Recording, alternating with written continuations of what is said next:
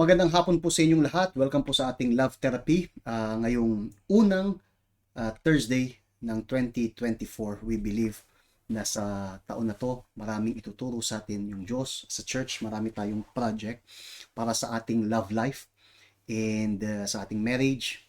Meron tayong paparating na mga event na I would really like na mag-participate kayong lahat, kayo na umaattend sa help center. And ipapaalam natin sa inyo kapag medyo malapit na yung mga dates nila. But sa taon na to, tayo ay magfo-focus ng matindi sa love life natin. So much so na yung pag-uusapan natin today is regarding sa pagbabago ng ating relationships, ng ating love life. And as we have said before, gusto natin na magkaroon ng development, ng progress. Kailangan magkaroon ng maturity sa lahat ng aspect ng buhay natin because that's the reason na tayo ay tinawag ng Diyos. You can never accept na ang inyong buhay ay stuck. Hindi porket nasa 2024 tayo, automatically yung buhay natin ay magbabago. We learned sa church, hindi porket bagong taon, bagong buhay. No. Yung bagong buhay, nagmumula sa bagong kaisipan. Pero ito hindi nangyayari ng automatic. Ito ay dapat nating matutunan. Ito ay isang bagay na nangyayari on purpose. Purposefully mo dapat matutunan yung mga bagay-bagay.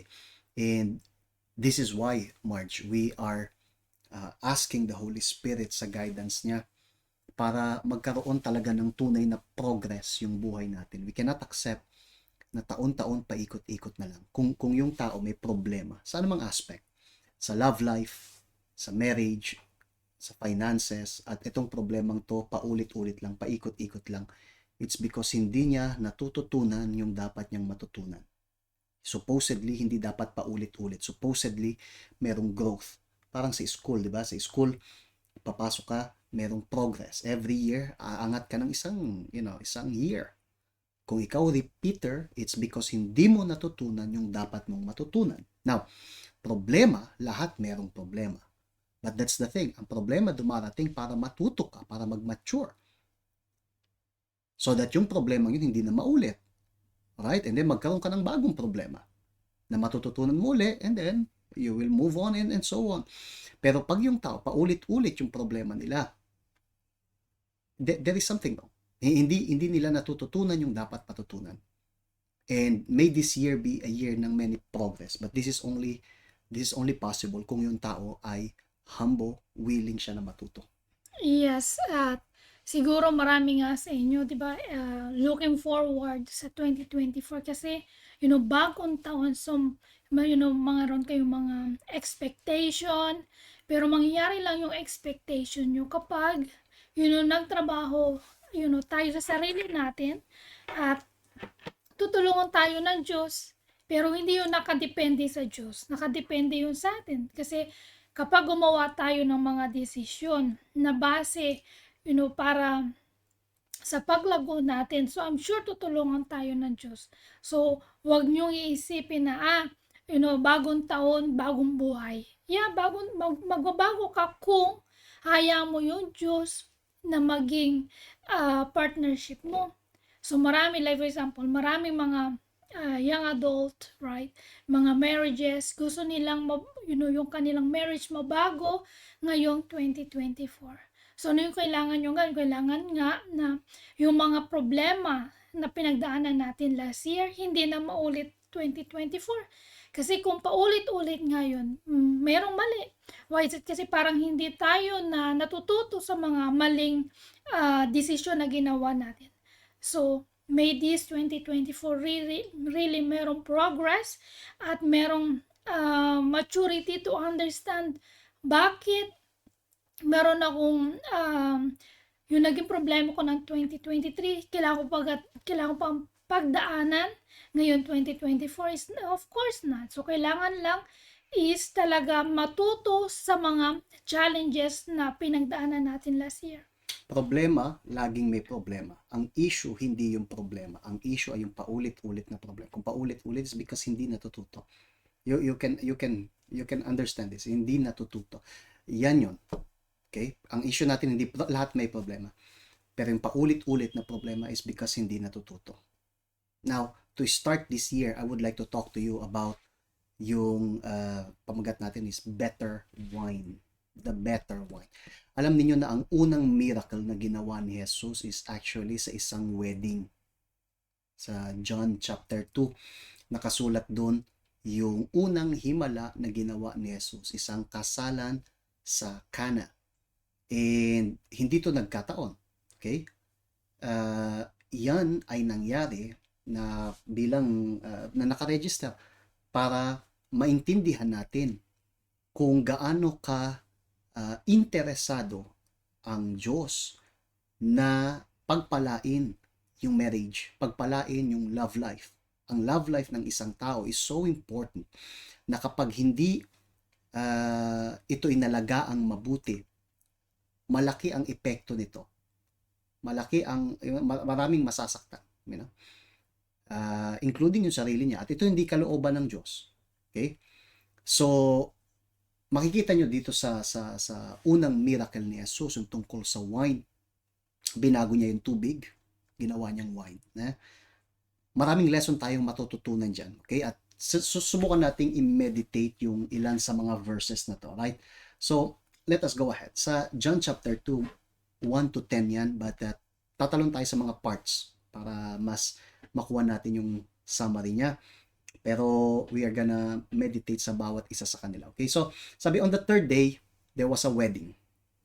Wedding in Cana of Galilee. So, merong kasalan sa Galilee, sa Cana. Now, both Jesus and his disciples were invited to the wedding. Okay, unang point. Bakit nagkaroon ng miracle sa wedding na to? Actually, pangalawang point na to. Ang unang point ay ang unang miracle ginawa ni Jesus sa wedding.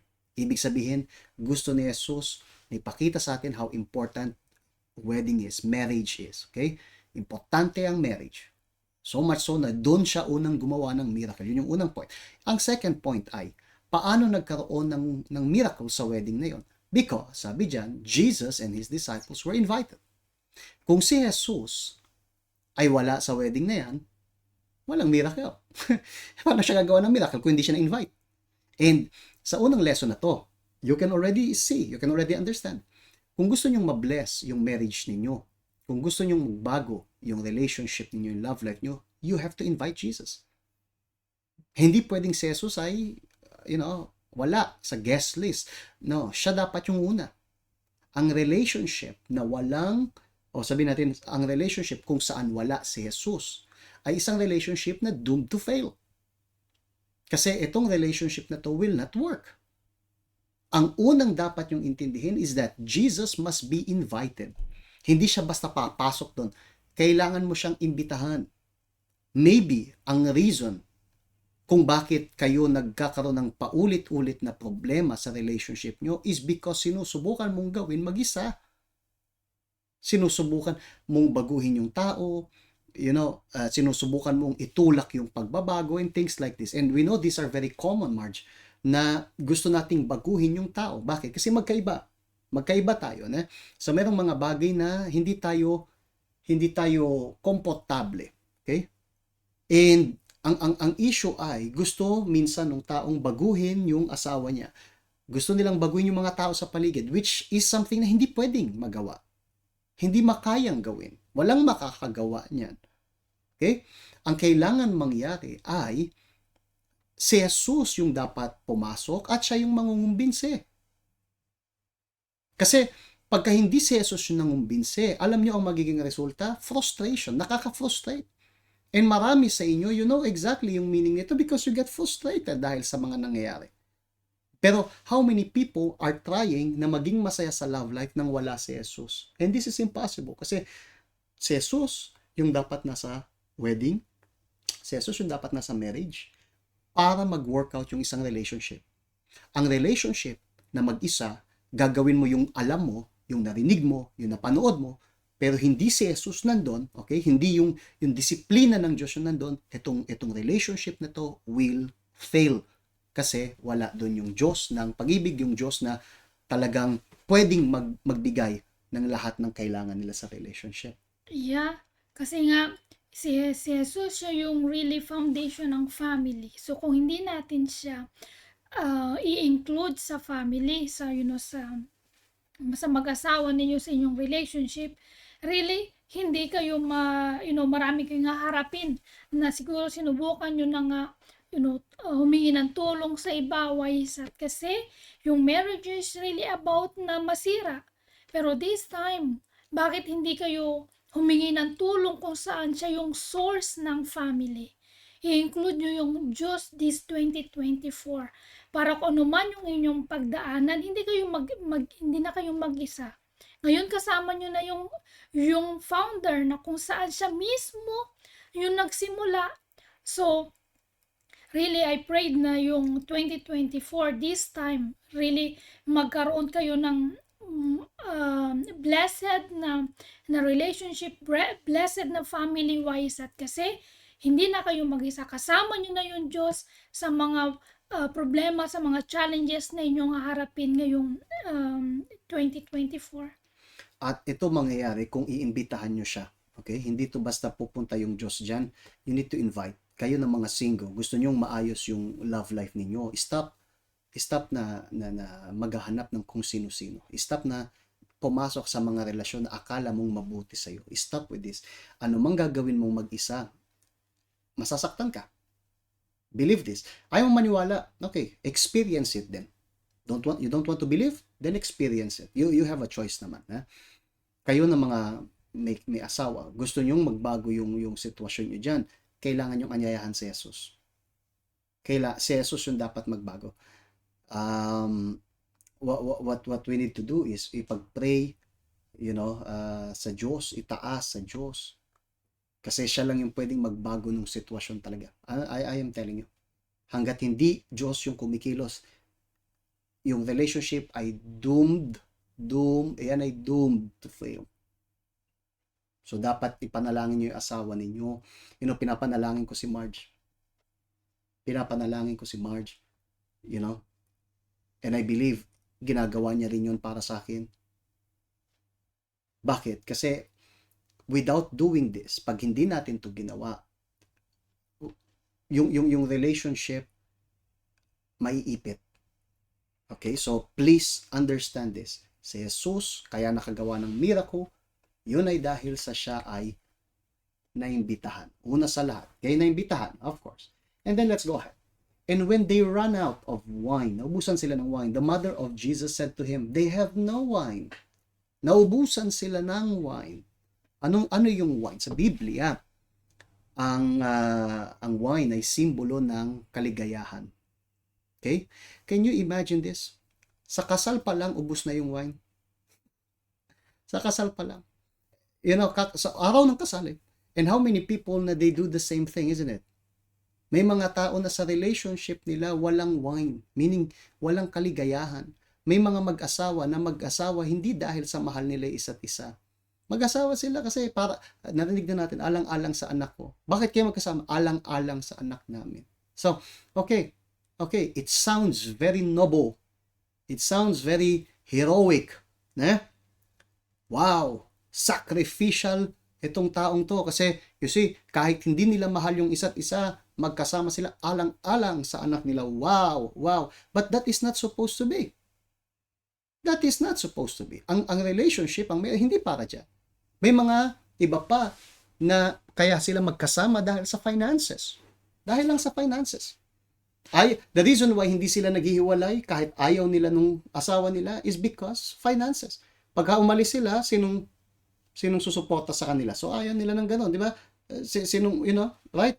So ngayon, mas magandang tiisin, pero at least, anumang mga pangangailangan ko, nandyan.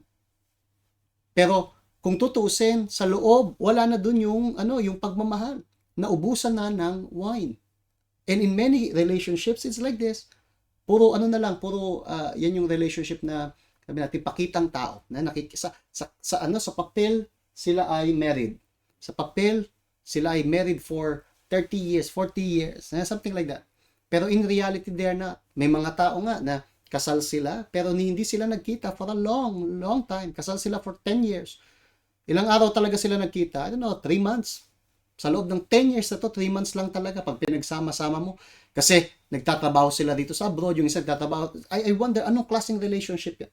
Yung iba umuwi lang para magpakasal and then balik na dito. Hindi niya kilala yung tao. Ngayon, pwede niya sabihin may asawa ko, pero hindi niya kilala. Walang wine. Walang wine. Imagine, Margie, ang relationship na walang wine. Imagine ang isang relationship na walang kaligayahan. Napaka-boring. Okay? So, gagawin ko yung dapat kong gawin kasi dapat kong gawin. Right? So, kung kailangan magplansya. Kung kailangan maglaba, magluto, magtrabaho, fine, magtatrabaho. Kung kailangan makipag-sex. Pero yung interest, yung pagmamahal, yung desire wala doon, napaka-boring, I don't know kung paano sabihin, ewan ko kung anong tamang salita dyan. But yan ay isang relationship na walang wine, walang joy. And many relationships suffer from this as well. Relationships na tawag nga pakitang tao. Puro pakitang tao. Sa harapan is good, but pakitang tao. Yeah, instead na better man, naging bitter siya. Why is that? Kasi wala nga yung wine doon. So, kayo na may mga relationship, kayo na mag-asawa, really, gawin nyo. Hayaan nyo na yung Diyos yung maging really center ng inyong relationship. Siguro nga sinubukan nyo na, right? Nung nakaraan taon. But this time, hayaan nyo na yung Diyos yung gumabay sa inyong relationship. At kung ano man yung ginawa ng Diyos yung una niyang miracle na, naging yung wedding, naging really something na na-amaze yung mga tao nung matikman yung last one, yung ginawa ng Panginoong Yesus. So how much more na pag ginawa nyo yung Diyos na gumabay sa inyo, magiging testimony rin kayo sa mga anak nyo, right? Magiging amazed sila kasi na-witness ng mga anak nyo na, dry kayong mag-asawa, wala kayong communication, but this time, is something different. And actually, not only para makita ng mga anak, it doesn't matter kung anong makita ng mga anak, to be honest. Yun yung sinasabi natin, kapag concerned kayo sa at least makita ng mga anak na masaya, it doesn't matter kung ano. It's about yung reality. About reality. Hindi ako nagpakasal sa iyo para makita ng mga tao na masaya ako. Makilagay ko sa post sa Facebook na magkasama tayo. No. Nakasal ako sa iyo kasi mahal kita. Nakasal ako sa iyo kasi gusto kong maging masaya tayo. Now imagine, kung sa harapan ng mga tao, masaya tayo pero hindi. May problema tayo. May issue. And this is unacceptable. Unacceptable. It doesn't matter kung anong opinion ng mga anak nyo, mga magulang nyo. It doesn't matter kung anong opinion ng iba. It's about yung truth. Okay? I don't believe may nagpakasal kasi gusto na magmukhang masaya. No, nagpakasal para nang sa ganun makumpleto. You have this hope na, kayong dalawa will, you and yung spouse nyo against the world. I don't believe nagpakasal kayo para, pakita sa ibang masaya kayo. No. So, itong problemang to is a problem na dapat wala sa marriages. Okay? So, ang problema nila is walang wine. So wala akong wine. Sa marriage ko walang wine. Sa relationship ko walang wine. Ano dapat gawin? So, his mother said to the servants, whatever he says to you, do it. Yun. Wala nang wine. Gusto yung magkaroon ng wine. So, ano mang sabihin ni Jesus, gawin. That's the only way it will work. Kapag ginawa mo yung gusto mo, pagka ginawa mo yung ano mang sinasabi ng puso mo, ng drama mo, it will not work. Yung anong sinasabi ni Jesus ang dapat gawin. That's how yung relationship will work.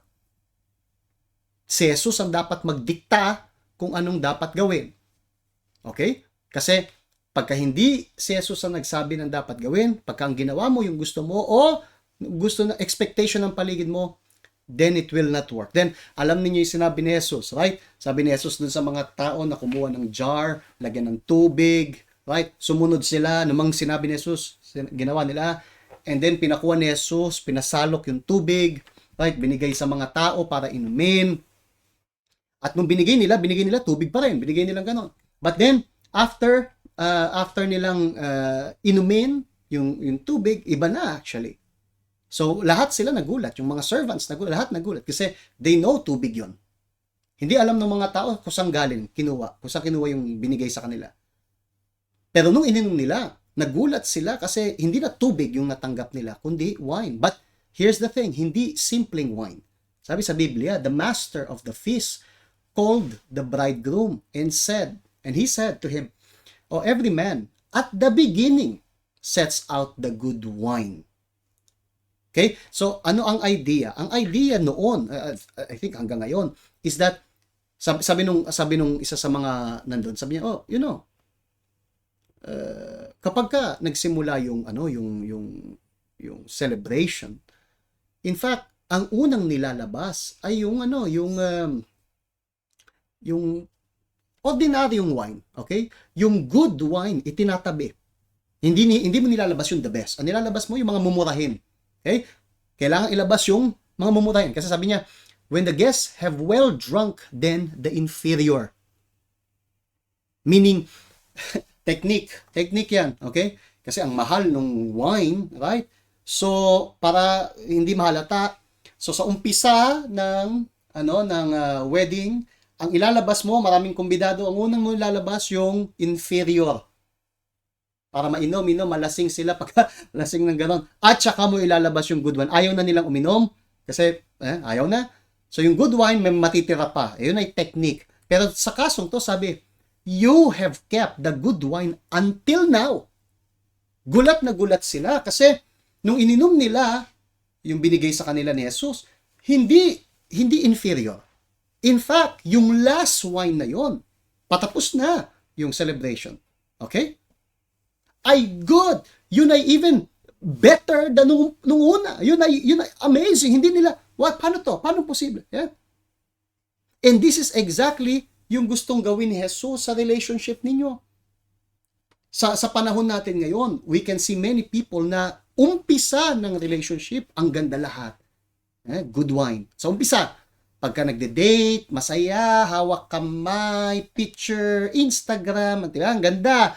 Sa umpisa. Mga goals, travel sa Japan, travel sa kung saan, right? Ang saya, tato, forever young, forever yours, things like this, And then afterwards, boom, hiwalay.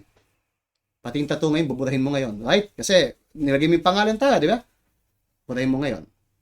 Bakit? Kasi yung mga tao is so concerned sa ngayon. Pero dito, sa miracle na to, nangyari nung katapusan. Right? Hindi sa umpisa. Yung wine ay the best. Na kaya nila na itabi. Kasi galing na yung kay Jesus. Yung wine, yung pinaka-the best sa huli. Kaya hindi nila maintindihan kung ano nangyari. And this is what God wants. God wants na yung relationship ninyo maging the best. As time goes by, yung relationship natin, March, dapat maging mas maganda, mas malalim kesa sa umpisa. Sa umpisa, yun ay, you know, what? And they call it puppy love. Yan na. Sa umpisa, andun yung masaya, wow, bati. Pero may mga taon sa umpisa lang yun. Afterwards, napapagod na sa isa't isa. Afterwards, wala nang interes sa isa't isa. Wala nang consideration sa isa't isa. So yung dating attraction, wala na. Yung dating consideration, wala na. And this is wrong. This is wrong. Kasi ang gustong mangyari ng Diyos is that sa bandang huli, even better than ngayon. Kung noon, nagliligawan, wow, mainit yung relasyon nyo. Ngayon, after what? Tayo 18 years. Ngayon, mas mainit kesa dati. Kung noon ako na-attract kay Marge, ngayon after 18 years, dapat siyang maging mas attractive kaysa sa akin. Hindi kaysa sa akin. That will be very wrong, isn't it? mas attractive sa akin, hindi kesa sa akin. Oh, Diyos ko. Pareho kaming attractive sa isa't isa, you know? Right? But that's what's supposed to happen, Marge.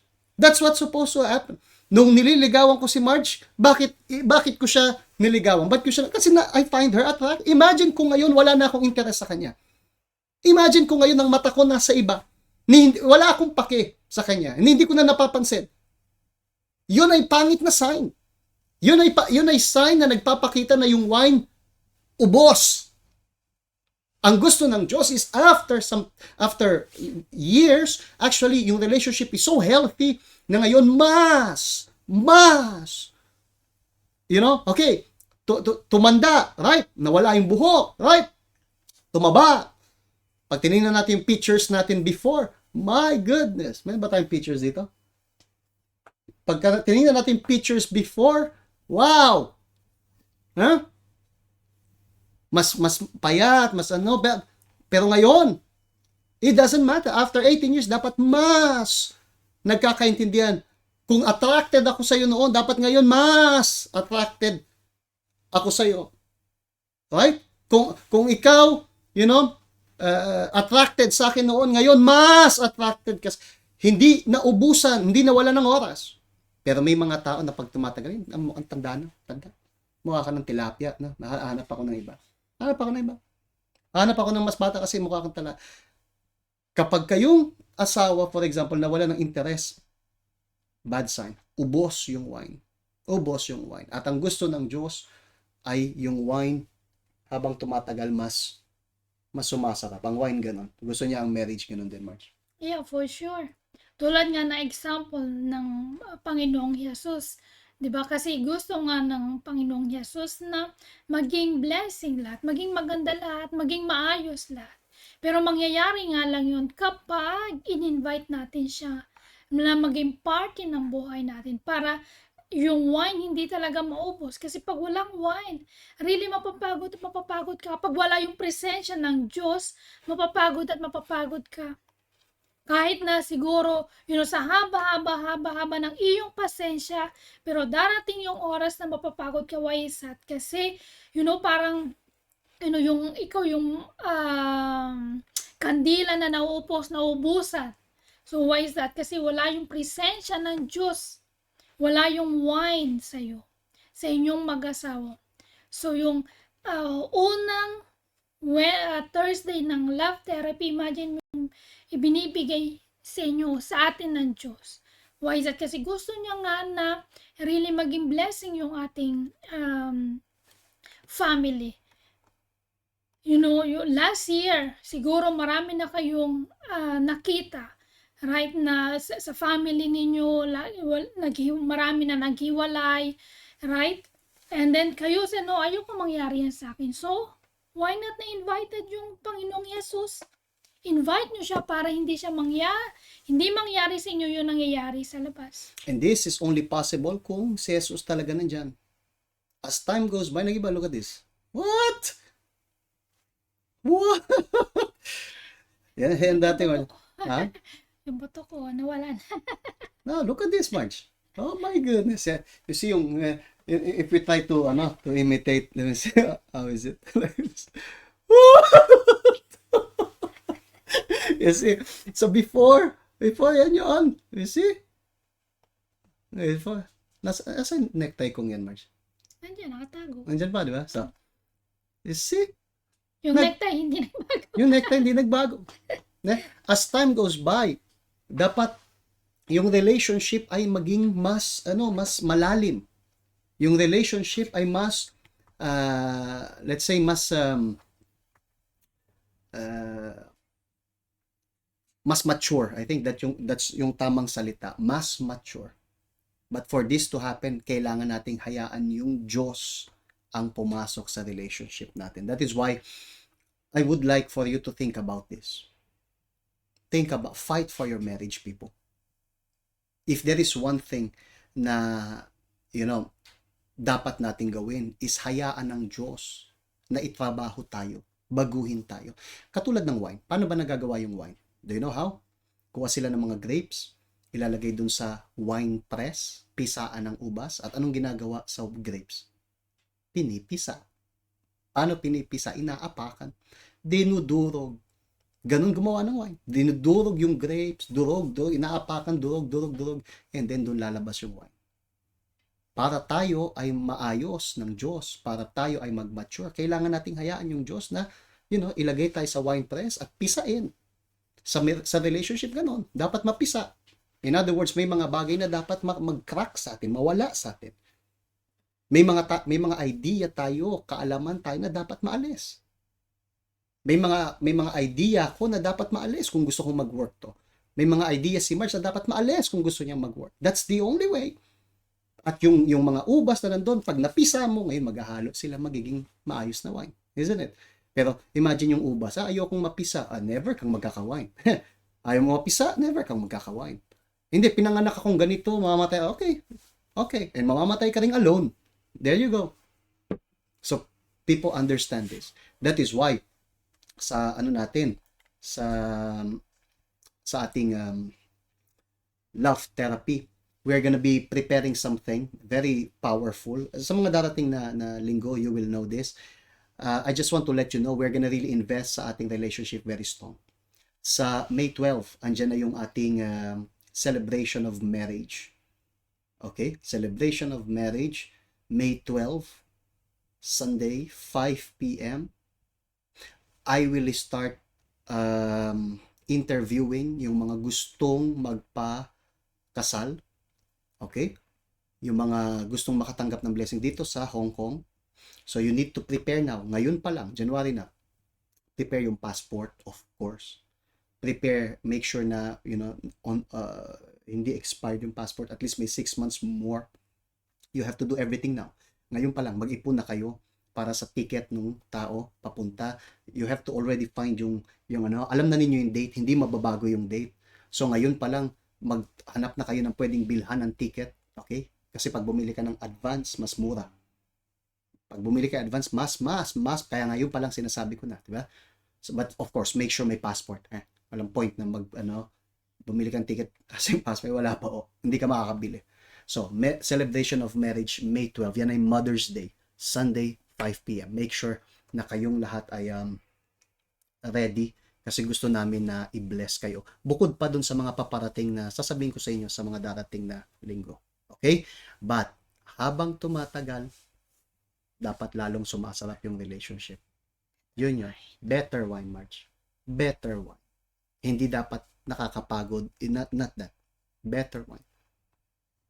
Habang tumatanda, dapat maging mas mature. Maybe hindi kasing lakas before, but mas mature, mas masaya, right? And this is really only possible kung maimbitahan si Jesus. Kung wala si Jesus sa marriage, sa wedding, sa relationship, wala. Puro tubig. Mauubusan kayo. Okay? Well, think about this. Magbabalik tayo sa inyo uli. May mga tanong kayo tungkol sa marriage celebration, speak to us sa church. God bless you at kita tayo next week. Bye-bye.